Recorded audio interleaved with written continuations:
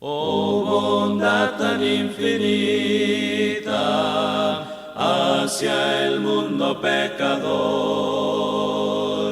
Dios en Cristo revelando. Dice la palabra del Señor, Hechos capítulo 16, versículos 22 al 34. Y se agolpó el pueblo contra ellos, y los magistrados, rasgándoles las ropas, ordenaron azotarles con varas. Después de haberles azotado mucho, los echaron en la cárcel, mandando al carcelero que los guardase con seguridad.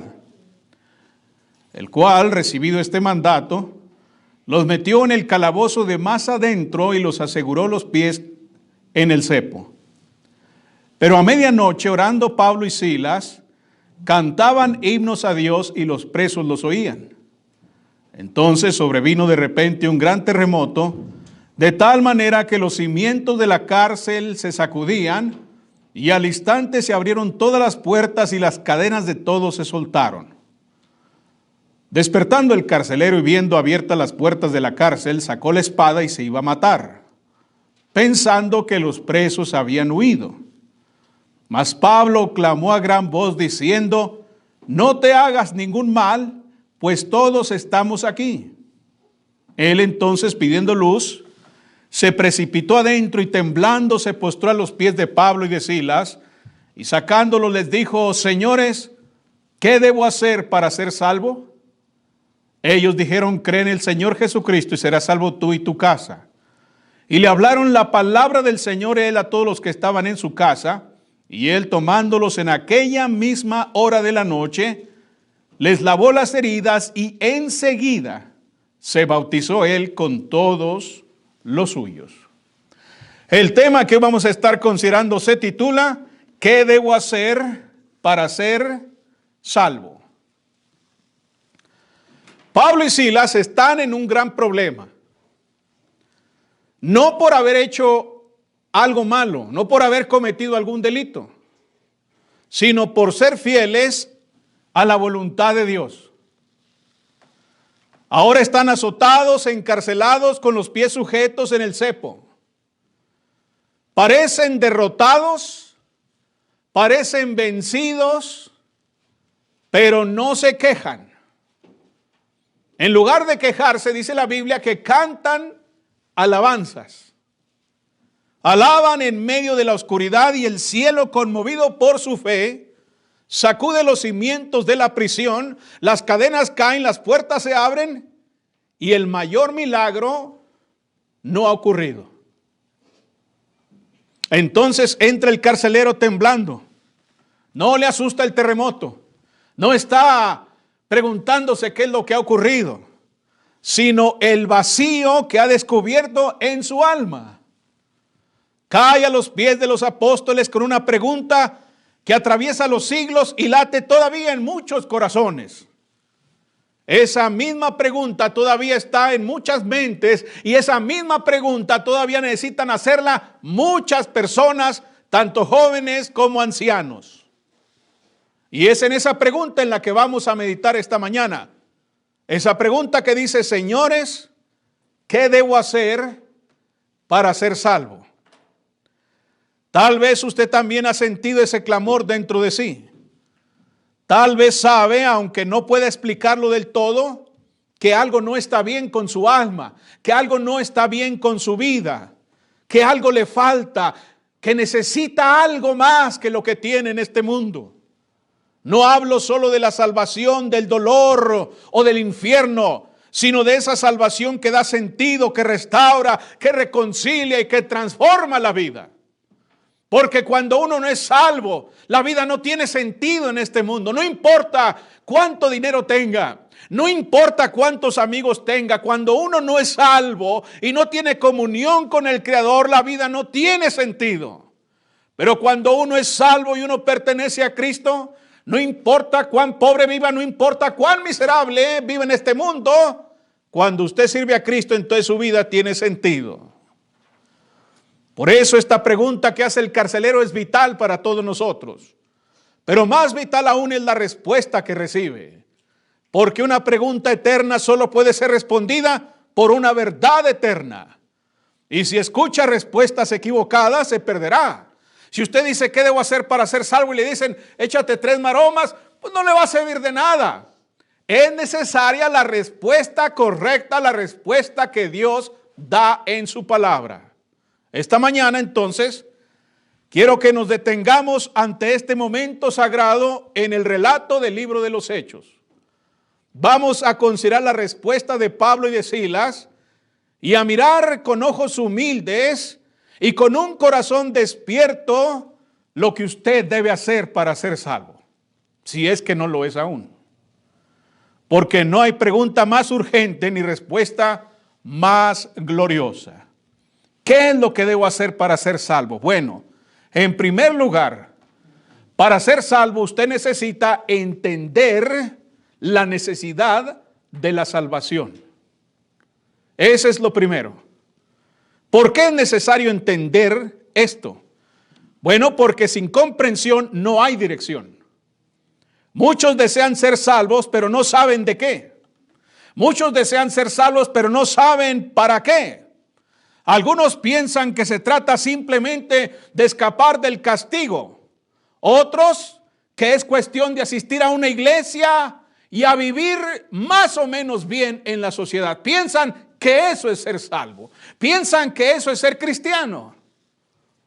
Pero no es eso lo que significa la salvación. Eso más bien es religión sin sentido.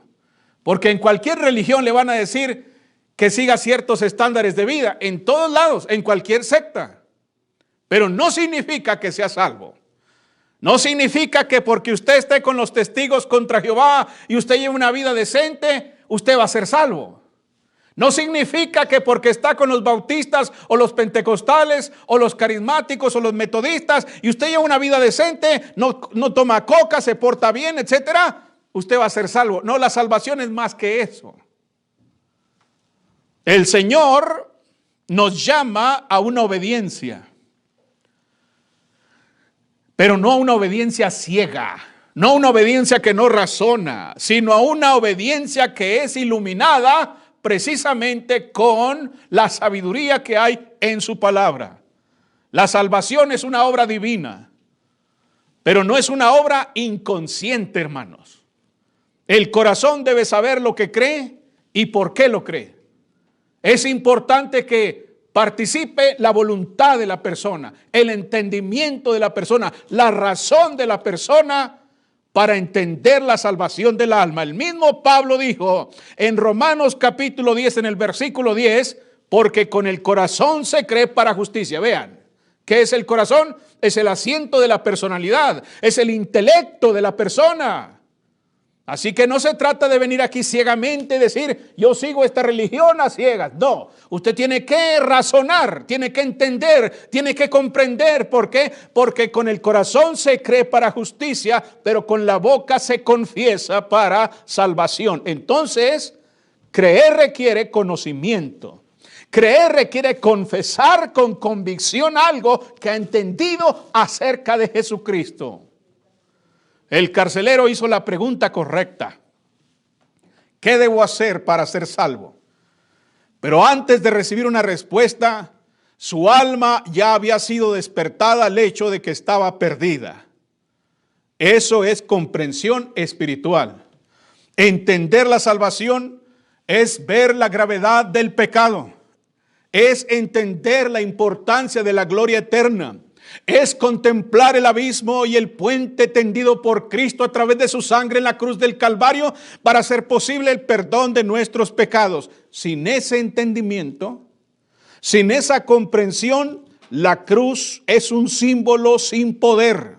Y el evangelio, una montaña sin eco. No tiene sentido.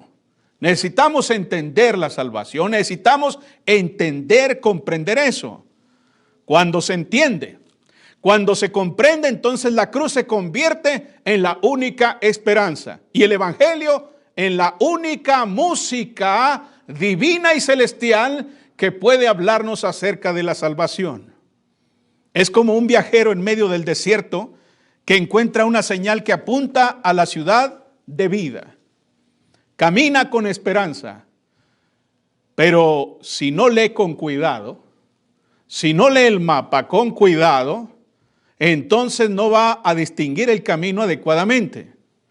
Fácilmente va a ser engañado por las apariencias del camino y entonces fácilmente podrá caer en una dirección torcida que simplemente lo lleva lejos de la dirección y entonces se pierde y finalmente muere.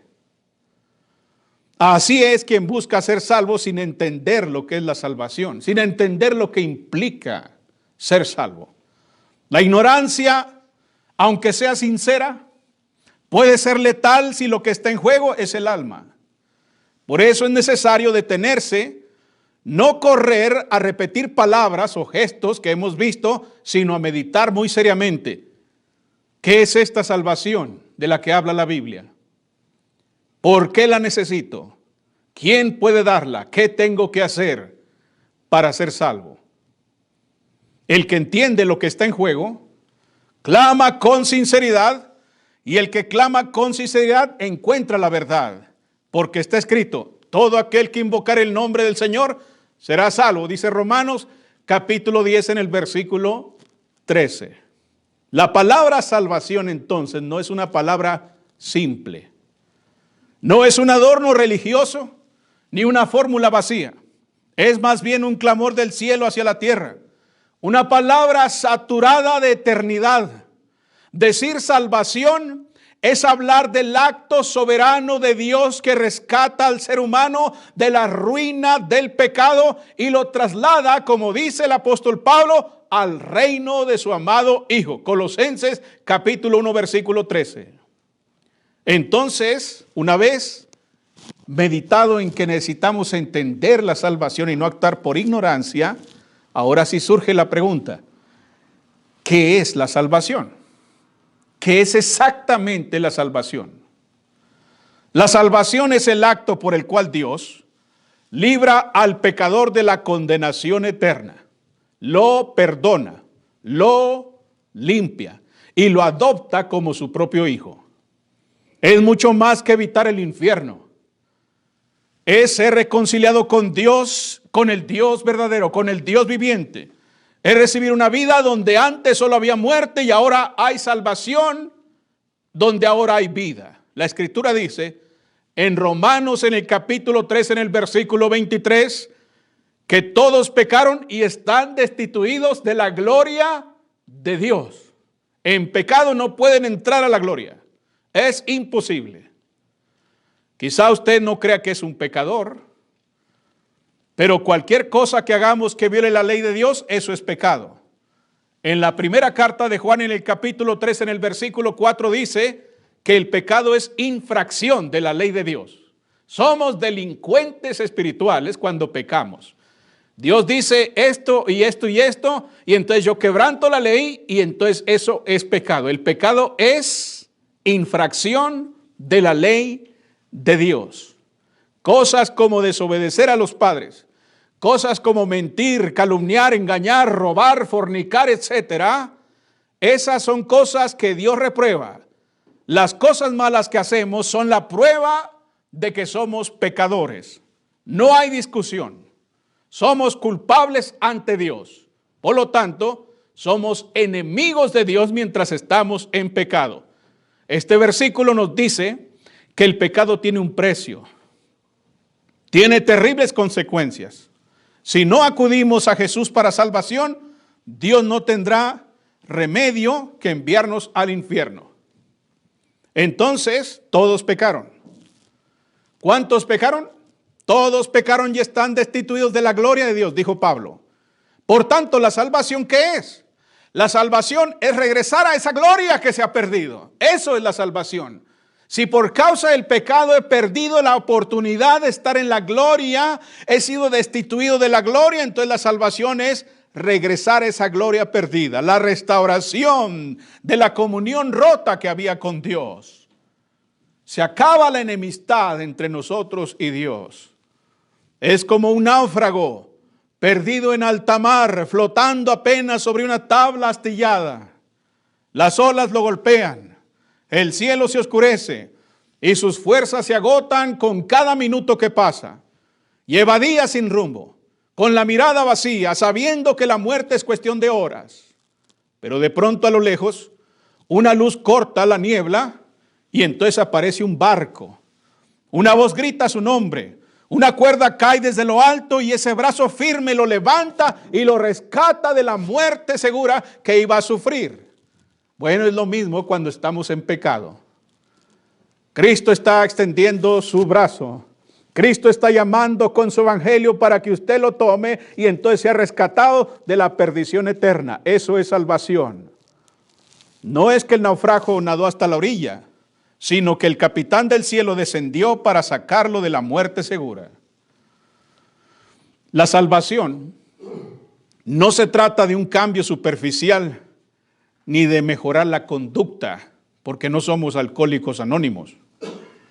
Es una nueva creación, un nuevo nacimiento, una transformación radical que comienza en el corazón y culmina en la eternidad.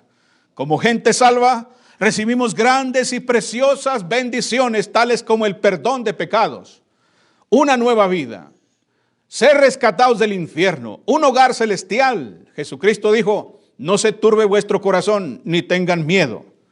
Creéis en Dios, creed también en mí. En la casa de mi Padre muchas moradas hay. Si así no fuera, yo os lo hubiera dicho. Voy pues a preparar lugar. ¿Para qué? ¿Para qué va a preparar lugar? Para que donde yo estoy, vosotros también estéis. Eso es la salvación. ¿Qué necesito entonces para ser salvo? Necesito primero entender la necesidad de la salvación. Y creo que he sido lo suficientemente claro para explicarles esa necesidad y para mostrarles que necesitan la salvación si están en pecado. En segundo lugar, ¿qué necesito hacer para ser salvo? Bueno, necesito creer de todo corazón en Jesucristo. Ahora la pregunta es esta: ¿y quién es Jesucristo? ¿Por qué tengo que creer en Jesucristo? ¿Quién es Él? Bueno, la Biblia nos dice en Mateo, en el capítulo 3, en el versículo 17, ¿quién es Jesucristo? Dice la Biblia que cuando Él vino a Juan el Bautista estaba bautizando a gente allí en Jerusalén. Estaba predicando la venida del reino. Y entonces viene Jesucristo y pide ser bautizado por Juan.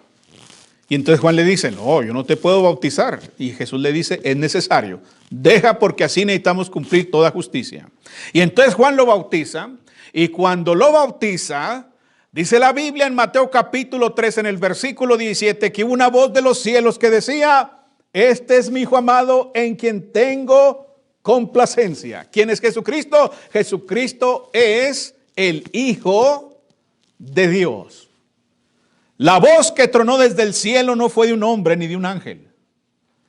Fue la voz del Padre eterno, testificando en las orillas del Jordán que Jesús no era un profeta más, ni un maestro religioso entre muchos, sino el Hijo amado, el único en quien descansa toda la plenitud del deleite divino. Este es mi Hijo amado, en quien tengo complacencia. Jesús no fue adoptado como hijo. Él es el Hijo de Dios. Él es Dios. Como Él es el Hijo, es de la misma naturaleza que el Padre Celestial, y por eso creemos que Jesucristo es Dios, porque es de la misma naturaleza que el Padre. Él es Dios desde la eternidad. Como dijo el apóstol Juan en su libro, en Juan capítulo 1, en el versículo 1, que en el principio era el Verbo y el Verbo era con Dios y el Verbo era Dios. Y ese Verbo fue hecho carne. La deidad de Cristo no comenzó en Belén. La vida de Cristo no comenzó en Belén, más bien descendió del seno del Padre para habitar entre nosotros y vimos su gloria, gloria como del unigénito, lleno de gracia y de verdad. Jesucristo es Dios hecho carne. Ese es Jesucristo. Entonces no estamos hablando de un Salvador humano, limitado, imperfecto, sujeto al error o al desgaste del tiempo. No estamos hablando de ese Salvador. Aquí hablamos de Dios hecho hombre, del eterno que se vistió de lo temporal, del infinito que caminó sobre el polvo para venir a rescatarnos. Entender que Jesucristo es el Hijo de Dios no es un asunto doctrinal nada más. No es un tema doctrinal. Es la clave que abre las puertas del cielo. Porque si Él es solo un hombre, entonces no hay razón para creer en Él. Si Jesucristo es un simple hombre, por muy bueno que sea, por muy buena conducta que haya tenido, por muy buenas intenciones que haya tenido, es más, por muchas buenas obras que haya hecho, si Jesucristo es un simple hombre, entonces no tenemos ninguna esperanza de creer en Él. No hay esperanza si Él es un simple hombre. Su muerte no salva a nadie. Si solo es un mártir, entonces su cruz no redime a nadie. Pero si Él es Dios, entonces su sangre es vida, su voz es verdad y su cruz es el trono por el cual nosotros recibimos la gracia de Dios. Es el todo, es el soberano, es nuestro Salvador si Él es Dios. Ahora la pregunta es esta entonces. ¿Qué prueba tengo de que Él es Dios? ¿Qué prueba me pueden dar? Bueno, hay muchas pruebas. Déjeme decirle, por ejemplo, cómo la gente en su tiempo llegó a estar convencida totalmente de que Jesucristo es Dios. Dice Juan capítulo 20, versículos 30 y 31. Vamos a leer ese pasaje. Juan capítulo 20, versículos 30 y 31, para ver cómo la gente en ese tiempo llegaban a la convicción de que Jesucristo era divino, que era Dios, no era un simple hombre. Dice la Biblia ahí en Juan capítulo 20, versículos 30 y 31, hizo además Jesús, fíjese bien, muchas otras señales en presencia de sus discípulos. ¿Qué hizo Jesús? Muchas señales, muchas evidencias presentó, las cuales no están escritas en este libro. Hay muchas cosas que Él hizo, muchas señales y prodigios que Él hizo, pero que no se escribieron. Pero hay algunas que sí se escribieron. Y dice Juan, pero estas se han escrito, ¿para qué? Bueno, ahí está claro, para que creáis que Jesús es el Cristo, el Hijo de Dios, y para que creyendo tengáis vida en su nombre. Es decir, que las evidencias, la prueba de que Jesucristo es Dios, es una cuestión histórica. No es una cuestión nada más subjetiva. Yo creo que Él resucitó muertos. Yo creo nada más eso. Yo lo creo. No, es una cuestión histórica. Es un hecho histórico. Jesucristo anduvo sanando enfermos, cojos, paralíticos, resucitó muertos, multiplicó alimento, dio de comer, sanó a los leprosos, etcétera. Hizo grandes señales mostrando que Él era el Hijo de Dios. Y además de eso, con toda autoridad perdonó pecados con sus propios labios. Al paralítico dijo, a ti te digo, tus pecados te son perdonados. Y dijeron los hombres, ¿quién puede perdonar pecados sino solo Dios? Y Él dijo, pues para que vean que el Hijo del Hombre tiene autoridad para perdonar pecados, a ti te digo, levántate y anda. Y enseguida se levantó el hombre, caminó delante de todos. Resucitó a un muerto que ya estaba putrefacto y que apestaba. Y que dijo, Lázaro, ven fuera. Y entonces el cadáver que había estado putrefacto salió con la carne tan limpia y tan nueva como la de un bebé. Jesucristo es el Hijo de Dios. Y presentó evidencias ante la gente de su tiempo. Y Él es el sacrificio por el pecado. Dice la Biblia en 2 Corintios en el capítulo 5 en el versículo 21, al que no conoció pecado, por nosotros lo hizo ofrenda por el pecado para que nosotros fuésemos hechos justicia de Dios en Él. Él es la ofrenda, Él es el pago adecuado y necesario para obtener el perdón de nuestros pecados. En estas palabras que dice el apóstol Pablo, tiembla el misterio eterno de la redención. El misterio de esta frase no se encuentra en la complejidad de lo que dice Pablo, sino en la profundidad de lo que está diciendo. Es un río limpio que corre desde el corazón de Dios hacia el alma sedienta. Y su mensaje es claro: Dios anhela reconciliar al ser humano con Él mismo. Eso es lo que Dios quiere. Eso es lo que Dios tiene en su corazón. Dios no quiere que nadie se pierda. Dios no quiere que nadie sea echado al infierno. Dios no quiere que nadie perezca, sino que todos procedan al arrepentimiento. Eso es lo que Dios quiere. Dios no quiere que usted termine en el infierno. Y para eso envió a su propio Hijo a morir en la cruz del Calvario, a derramar su sangre por usted, porque Él no quiere que usted se pierda. Cristo nunca pecó. En su palabra no hubo engaño. En su alma no hubo sombra de muerte. En su camino no hubo ningún error. Su vida fue una sinfonía de obediencia a la voluntad de Dios. Un resplandor de lo que significa vivir en plena armonía con el corazón del Padre Celestial. Y sin embargo, a pesar de no haber pecado, a pesar de no haber cometido ningún delito, fue tratado como el peor delincuente. Fue llevado a la cruz del Calvario. Fue ofrecido no como castigo, sino como una ofrenda de amor, como una expresión viva de obediencia perfecta, como un puente de reconciliación entre el cielo y la tierra. Dios lo presentó al mundo, no para condenarlo, sino para mostrar en él el camino de regreso a la comunión perdida.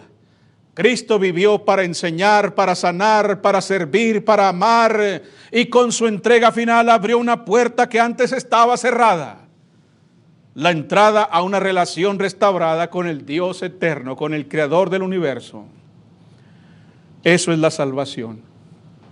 Una vida correcta con Dios, una relación renovada, limpia, perfecta, abierta, donde el alma vuelve a respirar el aire de la presencia divina. Eso es la salvación. No se trata simplemente de que nuestros errores sean borrados.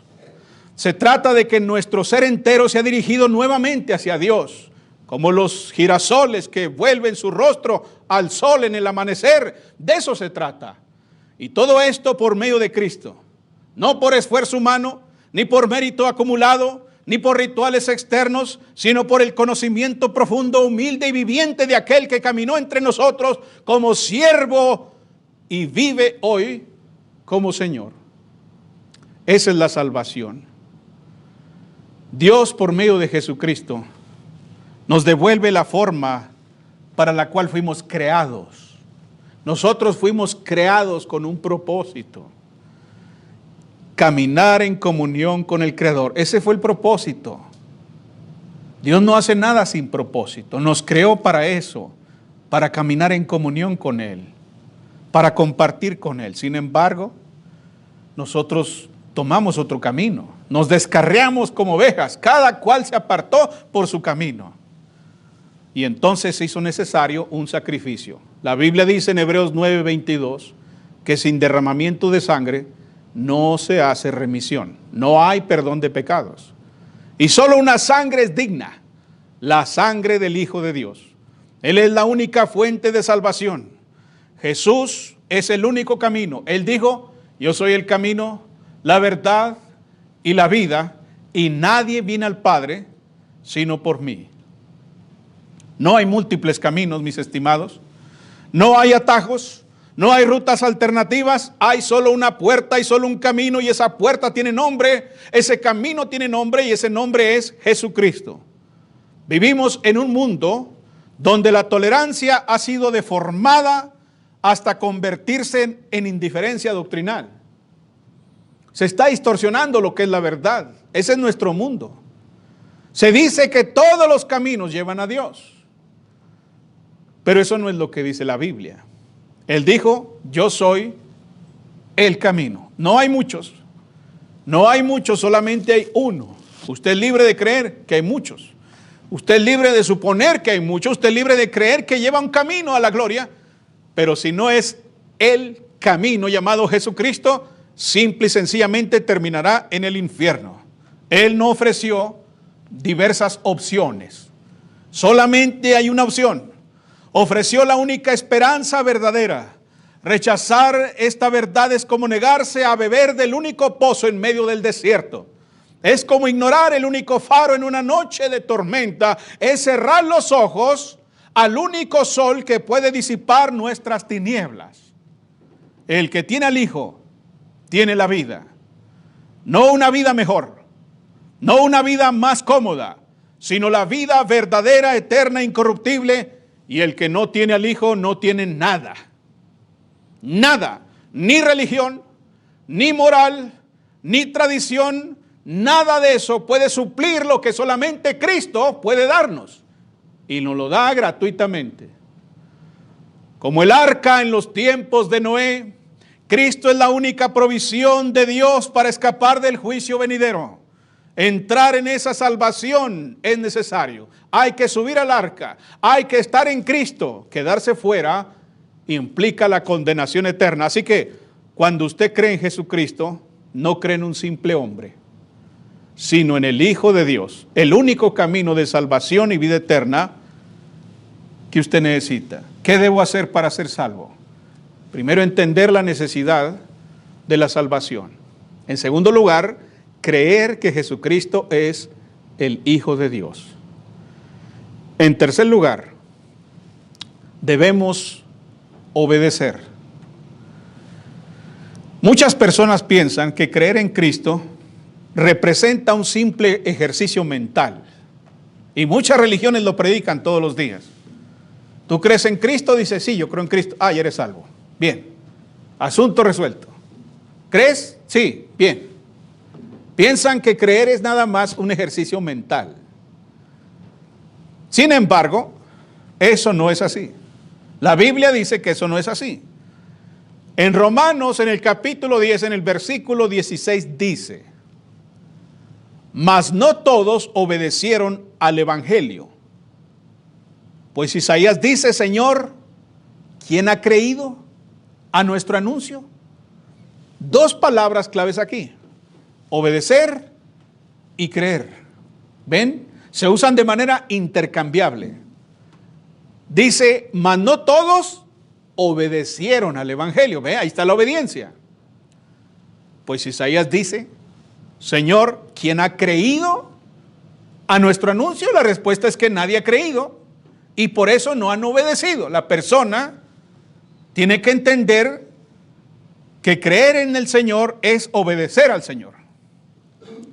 Este pasaje une dos verbos que muchos separan artificialmente: creer y obedecer.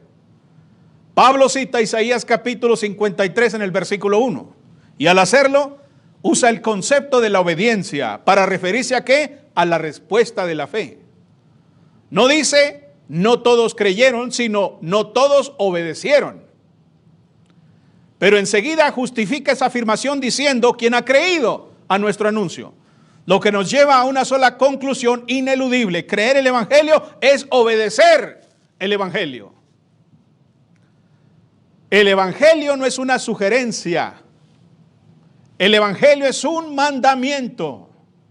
El evangelio no se presenta en las escrituras como una oferta opcional, ni como una invitación informal, sino como una declaración divina que exige una respuesta. En Hechos capítulo 17, en el versículo 30, por ejemplo, Pablo dijo que Dios, habiendo pasado por alto los tiempos de esta ignorancia, ¿ahora qué cosa?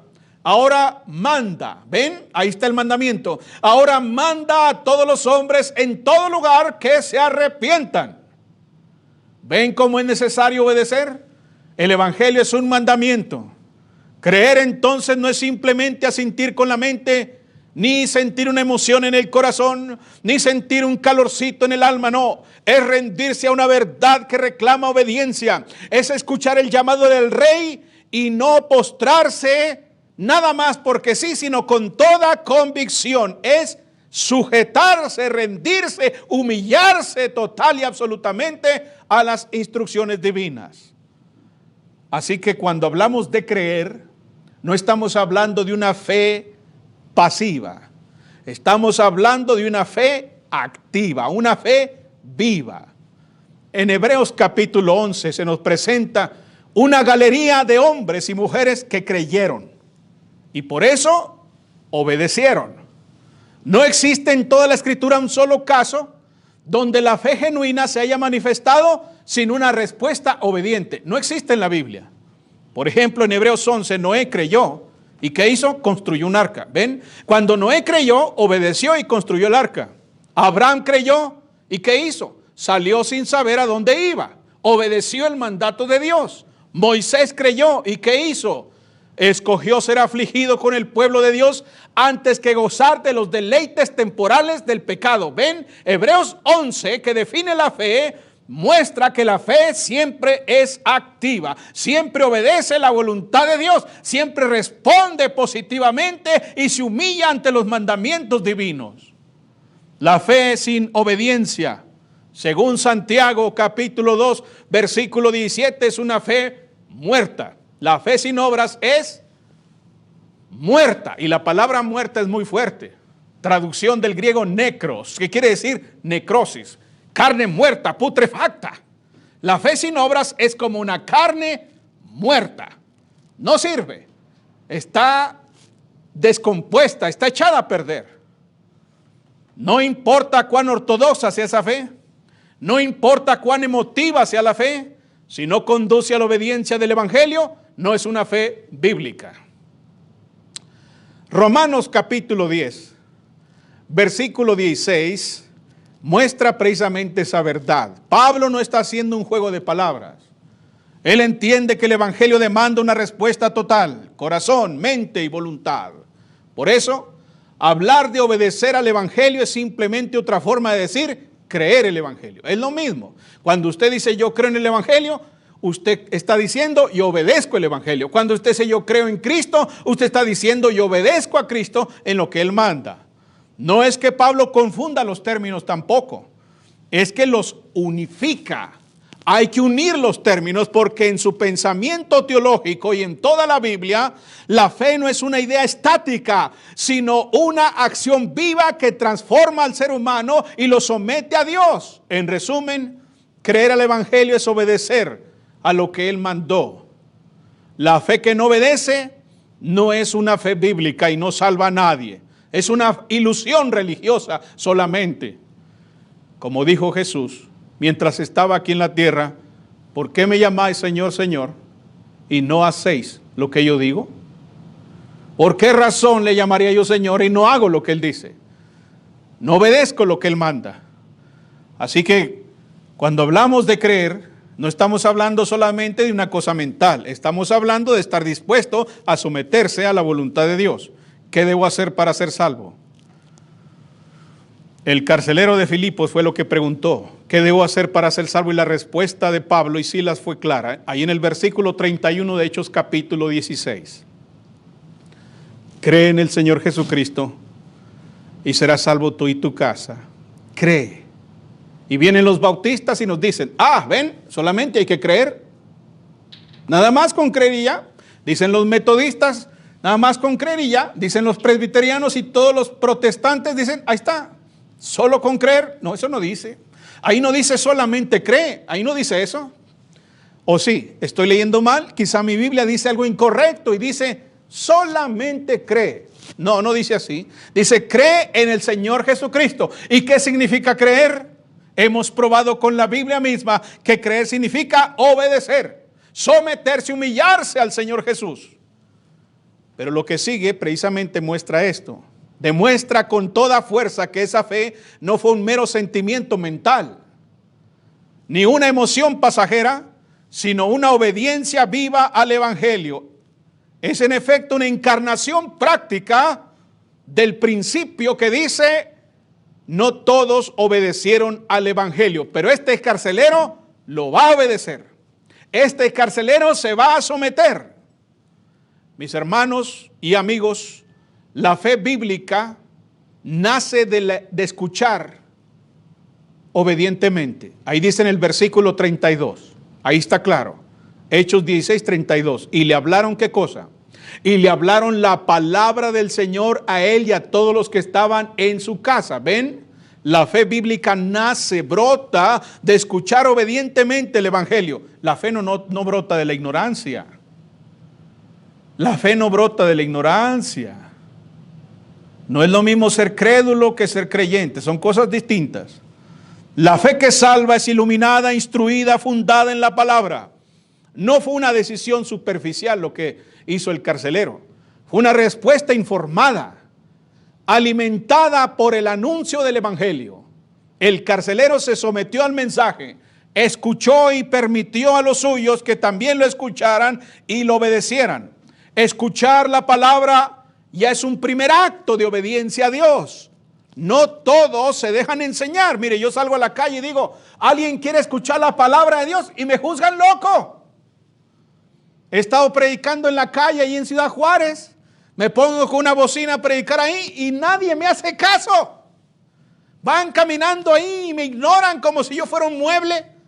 El primer acto de obediencia entonces es oír. Ese es el primer acto. El primer paso a la salvación es oír, estar dispuesto a escuchar la palabra del Señor. Y es lo que está haciendo el carcelero. Le hablaron la palabra a él y a todos los que estaban en su casa. Él quiso escuchar, él quiso estar informado. En segundo lugar, cuando uno escucha la palabra, entonces eso da un fruto. Y ese fruto es el arrepentimiento. Mostraron frutos de arrepentimiento ahí en el versículo 33. Dice el texto en Hechos 16:33, y él, el carcelero, tomándolos en aquella misma hora de la noche, les lavó las heridas. Vea. Y dice usted, hermano, ¿y por qué eso es arrepentimiento? Bueno, observe cómo la fe cambió la dirección de este hombre. ¿Por qué? Porque si usted puso atención a la lectura inicial, desde el principio, usted se da cuenta que este hombre tenía como enemigos a Pablo y a Silas. Con todo gusto los mandó a la cárcel y los metió al calabozo de más adentro. Y con todo gusto ató sus pies en el cepo. Y ahí estaban en ese calabozo apestoso y maloliente y húmedo. Y él estaba conforme, él los vigilaba. Pero ahora, ¿qué está haciendo? Ahora cambia. Ahora los lleva a su casa en aquella misma hora de la noche. Ya no los dejan ahí metidos en el calabozo. Los lleva a su casa y les cura las heridas. ¿No es eso arrepentimiento? Él está arrepentido. Él ha cambiado su corazón. Porque la fe verdadera cambia el corazón. Cambia el corazón, cambia las manos, cambia las obras de la persona. No hubo que darle un discurso intensivo sobre el arrepentimiento a este hombre. Lo mostró espontáneamente, obedeció a Cristo amando al prójimo, incluso a los que estaban bajo su custodia como prisioneros. Y no solo eso, se bautizó inmediatamente. Se bautizó inmediatamente. ¿Qué dice el texto? Dice el texto, y él, en el verso 33 del capítulo 16 de Hechos, y él tomándolos en aquella misma hora de la noche, les lavó las heridas y enseguida, vean la prontitud, enseguida se bautizó él con todos los suyos. ¿Ven? Se bautizó inmediatamente. Cuando él creyó, cuando él oyó, creyó el evangelio, se arrepintió y entonces se bautiza inmediatamente. Eso es significativo. No pidió tiempo. No dijo, déjeme pensar unos meses a ver cómo le hacemos. No. Él estaba resuelto que necesitaba la salvación de su alma. No presentó excusas. No demoró. El evangelio le exigió respuesta. Y él escuchó el evangelio y dice, yo entiendo que el evangelio me pide algo. Quiere que haga algo. Y entonces él se sometió a la voluntad del Señor. Él fue bautizado recibiendo el símbolo de su muerte al pecado para resucitar a una vida nueva, como dice Romanos capítulo 6. Cristo dijo en Marcos capítulo 16 en el versículo 16, el que creyere y fuere bautizado será salvo, mas el que no creyere será condenado. Su fe actuó,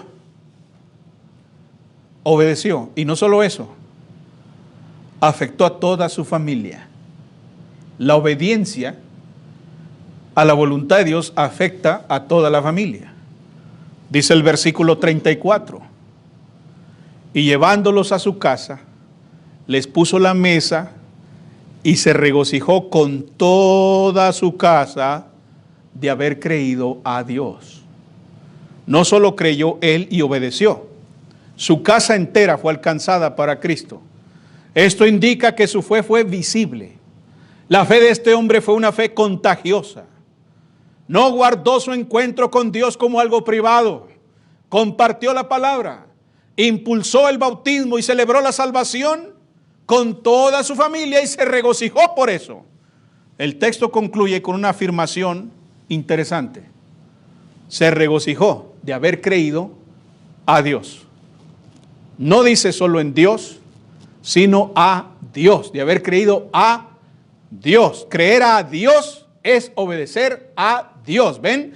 Eso fue lo que él hizo, eso fue lo que hizo el carcelero. Respondió al anuncio del evangelio con fe obediente, con humildad activa, con una transformación visible. ¿Qué debo hacer para ser salvo?